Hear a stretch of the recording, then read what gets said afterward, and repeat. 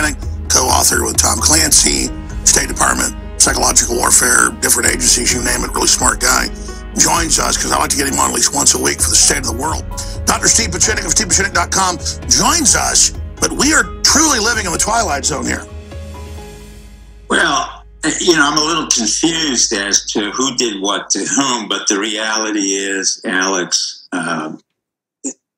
you've earned your keep. You've done a brilliant job of keeping the alternative right on course. And this grew way, way before some of the pundits said. This really grew out of 9/11. And you were essential to this. And that's why I have to go back to that episode and the collusion that occurred. Because in a way, Trump has opened up the door once again to the 9/11 crowd. What you're seeing here is 9/11 people on both sides of the aisle. You have Comey; he was involved as a junior individual in the Justice Department. You certainly have Mueller, who was very much involved in 9/11. The classical white Anglo-Saxon Protestant who could do no evil. I do congratulate him on serving in the Vietnam War, but I do not congratulate him as a director of the FBI because he tainted himself, he tainted the FBI, as did Comey and as did Freeze. So the FBI is a marked institution that really has very little value. We have the Secret Service. We have all kinds of other domestic entities. So one of the things that Trump did, unwittingly or wittingly, he was a Trojan horse. He opened up the door to every one of the people who worked with Bush Jr. And the tip of the arrow was Elliot Abrams, John Bolton. Then you get a whole bunch of people who worked for Ted Cruz, Kellyanne Conway, blah, blah, blah. And they all received money. The reality of this show, as I understand it, and as you have come forth without any explanations from the former extreme left, which has switched to the right, i.e. David Horowitz or the boys from Los Angeles, whom I know, you really were the speaker and the spearhead of what 9/11 is about.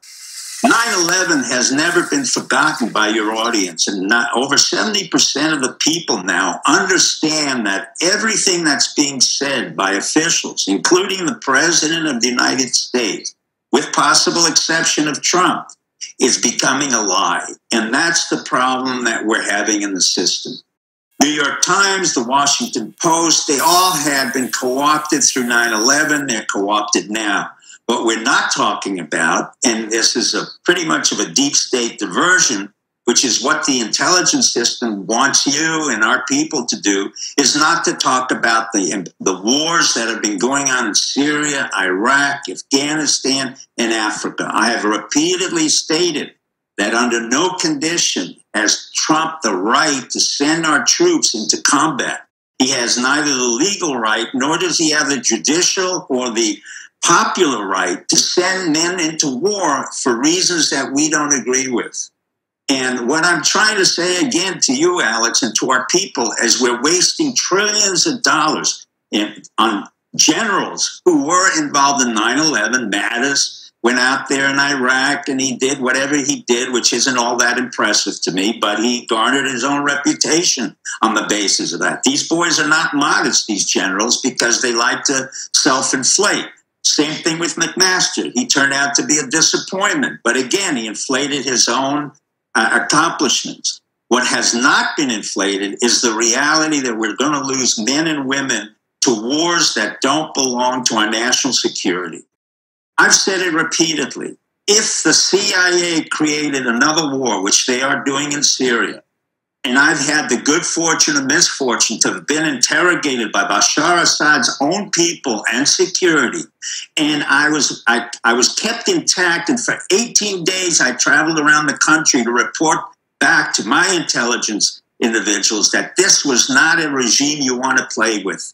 What I'm saying is there should be no American soldiers on the ground, and I will tell you why.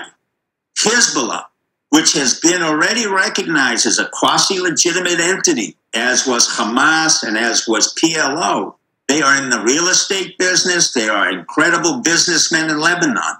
But you do not mess with young men, 8,000 of whom have been in combat day in and day out for 7 years because you're only 10 minutes away from their house in Lebanon. In other words, you've got to look at these Hezbollah fighters as we did patriots. I'm not saying they're great people. I'm saying these are young men who are willing to fight and kill to make sure that we don't get into their territory. And Syria comes close to Lebanon. On top of that, we have never... No, as a patriot, you're saying we shouldn't be there backing a bunch of jihadis to take over a country that attack us. Backing anybody. This is a war created by our CIA, our military... To overthrow Assad, so we shouldn't be there, but the argument is get rid of Assad. I said from day one, we shouldn't have been Saddam Hussein, throw him out. I don't hear one word about the fact that we are spending trillions of dollars. No, I agree. We got to come back from break. I'm asking you then, why do you think this convoy got blown up 18 miles from some Shiite base? Because the convoy was just a target of opportunity. And what I'm saying is that the Shiites basically are going to defeat us. I'm going to say it repeatedly. In their own intelligentsia publications, they're selling that idea. It's not just confidence building to get donations. They're doing it. They mean it. And if we're so passive and so weak, I think they'll push it. Steve Pieczenik, what do you think about that? What do you think Trump needs to do to stop this? Well, I think one of the things he has to do is what I said a long time ago. Number one, he has no reason to have the press in the White House. He can do whatever he wants. You've been saying that for a year before he even got elected, and now he's saying maybe I should kick him out. Well, you know, Trump had very good instincts from day one, and he had to rely on a lot of people whom he couldn't trust. Many of them were Republicans who came out of the Heritage Foundation. He never really reached into our group, into the alternative media group. I mean, Breitbart was perhaps one of it, but Steve Bannon came in pretty late. And, you know... And he's been isolated from the beginning.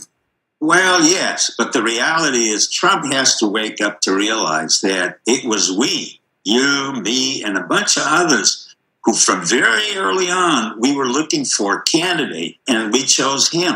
Now, if he opens up the door, and I said it's a Trojan horse, and he picks Republicans who are in the Bush Jr. administration, he's self-destructing. And he's starting to do it.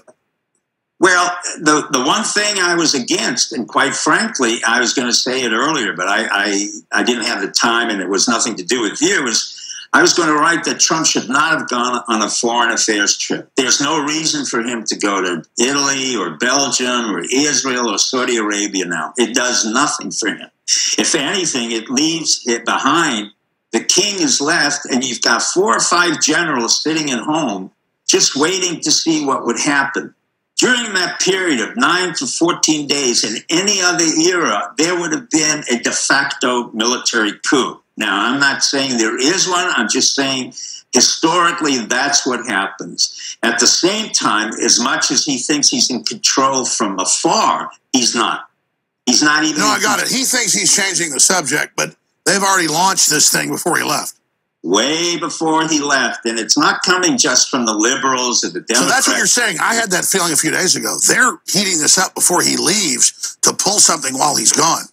You hit it, Alex. And one of the reasons why I wanted to come on the show now was to tell him, but it's a little late, not to go overseas. That is a very bad decision. It's a very poor strategic choice. The Saudis don't need $110 billion worth of Lockheed Martin. Right now, what we need is a consolidation of power in the White House. Get rid of all the Republicans who came in through the Ryan factor. Everybody's telling him, fire everybody, don't leave, but he still did it. Well, I agree with Rupert. I mean, I don't know Rupert Murdoch. I knew Roger Ailes, and I've tracked Rupert Murdoch, and I have respect for his business acumen. But if you want to be in control, you know, trust is good. But as Dzerzhinsky, the father of the KGB or the NKVD said, control is better. And one thing Trump is not doing, he's not in control. And that's one of the reasons why he feels very anxious. He's got his son-in-law, who really doesn't offer anything and is acting as an intercessor. Very weak. Very weak. He's got a daughter who, you know, is a lovely daughter, but very weak. You got Reince Priebus, very weak. You've got Spicer, very weak. Kellyanne Conway, very weak. By the way, he's rejected all their Supreme Court people, all their new federal judges, their new FBI. Who should he appoint those positions, or is that putting the cart before the horse? The Supreme Court and the FBI is secondary to the fact of, let's look at Nixon. Despite the fact that he had been ill and he was out of power and we had a soft coup, I have to commend Henry Kissinger for having created a group of us to maintain the stability at a time when we didn't I'll tell you what, let's talk about what happened back then when that coup took place and what you did. No one can deny this country's in a crisis. No one can deny that special interests are arrogant and out of control. And I want to ask Dr. Steve Pieczenik, what should people know about this historical time we're alive in? Number one, Trump has to understand he has to get in control of the White House. Number one, he should fire everybody there. Number two, get rid of the newspaper. Number three, bring in Newt Gingrich, who understands how, I said Hollywood, but it's about the same. He understands the party. He understands what has to be done. He's effective. At the same time, bring in guys like myself and others we've chopped down agencies and we leave. We don't stay there. We don't get paid. We don't get honorariums. We're not part of the news. What I get called in for is to take down an institution, reorganize it, and it doesn't exist anymore. And that's what this country needs. If we don't do that, we're lost. So, I mean, what's the word on what Kissinger is advising Trump to do? Well, I don't have a problem with it. I worked for Henry Kissinger. I had my differences, but one thing you got to say about Henry, number one, he was in counterintelligence. Number two, he served our military, unlike the neocons. Number three, he knows the world extremely well. Number four, he was exceedingly popular at a time when we needed a man who could take over for the fact that Nixon was ill. And actually, Kissinger's greatest contribution to our history is that during a time when we didn't have a president of the United States, he stood very tall and strong and made certain that the Chinese and the Russians couldn't take advantage of us. We don't have that opportunity right now. That's why I was glad to see Henry Kissinger counsel Trump, because despite all the other issues, and I was against it, I was against the war in Vietnam, but nevertheless I participated, he still was a brilliant strategic analyst, and he was very effective in implementing something for a brilliant president who was Nixon. And despite what happened to Nixon, you cannot take away the achievements that he accrued, and thanks to Frank Kissinger and his staff. He had one of the most brilliant staff I'd ever seen. Winston Lord in China, Chas Freeman, a whole bunch of guys who were never called back. And when you have somebody, you know, they're still out there, the Foreign Service officers who served us exceedingly well, they're retired, but there's no reason not to go back to them. I'm not talking about myself. I'm talking about Frank Wisner, who was ambassador to Egypt, and we called him in when we needed him. Obama didn't know how to use him. A man like Chas Freeman, who came under the Bush Jr. administration, and the Jews, or Ginza, got rid of him because they didn't feel he was pro-Israel. That's nonsense. We've had a lot of talented people. They're openly trying to crash the stock market? No, what's happening is they're intimidated by you. They're intimidated by what we say. They can't get a control on any of this that's occurring. This did not occur through the mainstream media, i.e. the mainstream media is no longer in existence. It is neither mainstream nor is it media. It's a ghost. Well, it's not only a ghost, it's a dead entity, and it's kind of cringing from the grave. It's billions of dollars went underneath. The Post, all the iconic papers have gone. They're all propped up by drug dealers. You know. Yeah, well, in that case, it's slim. That's the case. But it's Bezos in one case. It's another issue, another. But that's a CIA contract. What a scandal. The Washington Post is paid for with a taxpayer contract? That's correct. But the CIA underwrites a lot of other stuff. We don't want to get into that. I don't want to get caught in the CIA Machiavellian. What I want to say basically is, Alex, you have to continue on.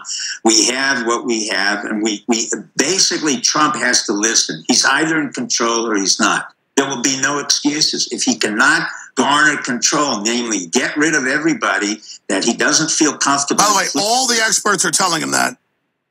They're all saying get rid of everybody. It doesn't take a psychiatrist to say, look, Trump, you came in on your instincts. You're going to come out on your instincts, or you're going to regret the fact that you didn't trust your instincts. But you shouldn't come back with your shields or on it. That's correct. He's going to lose it one way or the other. There are those of us who are willing to come in for nothing and just do what we have to do for the Republic and leave. Those are the ones who are loyal to him, not the ones who got millions of dollars from the Mercers or the super PACs, all that nonsense. Yeah, there's those of us that aren't sociopaths that actually care about the idea versus a sociopath. This is incredible. All right, StevePieczenik.com. Thank you so much, Doc. Amazing.